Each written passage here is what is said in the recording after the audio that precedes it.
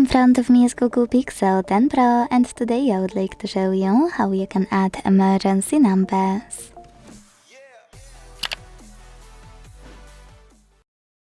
Start by opening Settings and scrolling to hit Safety and Emergency. Now click on Emergency Contacts.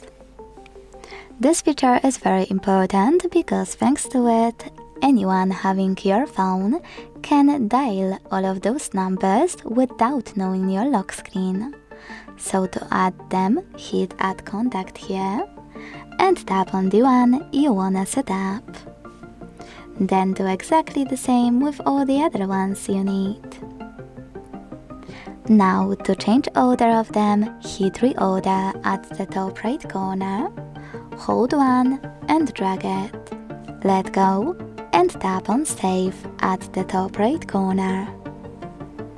If you wanna delete any of your contacts, click on this X next to the one you want to get rid of and confirm your choice in the pop-up.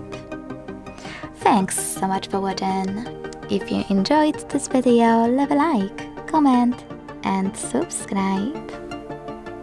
Bye!